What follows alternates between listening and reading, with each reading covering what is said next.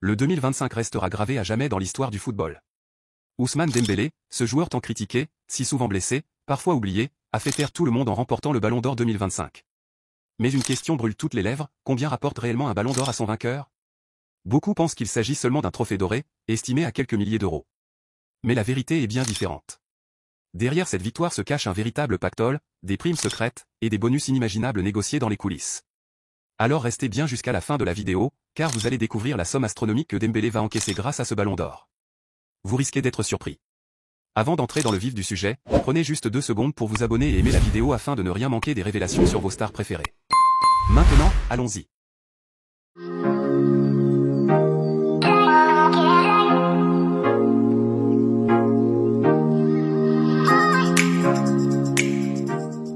Tout d'abord, il faut comprendre une chose, le Ballon d'Or en lui-même ne rapporte pas d'argent direct. Le trophée, fabriqué en laiton et recouvert d'or, est estimé à environ 3 000 €. Une somme ridicule comparée à ce que vaut réellement la gloire qui accompagne ce titre.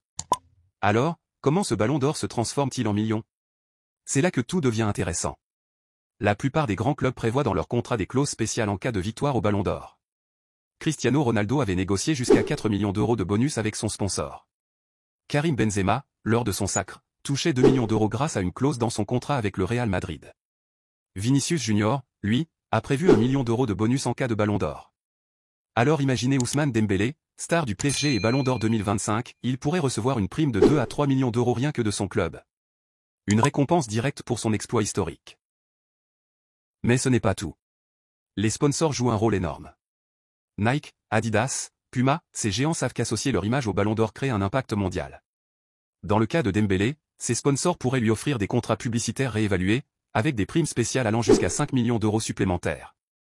Chaque publicité, chaque apparition, chaque campagne marketing devient plus chère. Parce qu'il n'est plus seulement Ousmane Dembélé. Il est désormais Ousmane Dembélé, Ballon d'Or 2025. À partir de ce jour, la valeur commerciale de Dembélé explose. Son image devient un produit planétaire. Son maillot se vendra comme jamais, avec des millions d'exemplaires écoulés. Ses réseaux sociaux prendront des millions de nouveaux abonnés, augmentant encore sa puissance d'influence.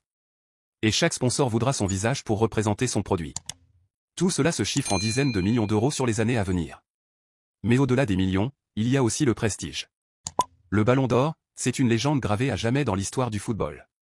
Aujourd'hui, Dembélé rejoint les plus grands, Messi, Cristiano Ronaldo, Benzema, Modric. Et cela, croyez-moi, vaut bien plus que de l'argent. Parce qu'un Ballon d'Or, c'est une immortalité sportive. Alors, combien Ousmane Dembélé va-t-il réellement gagner grâce à ce Ballon d'Or 2025?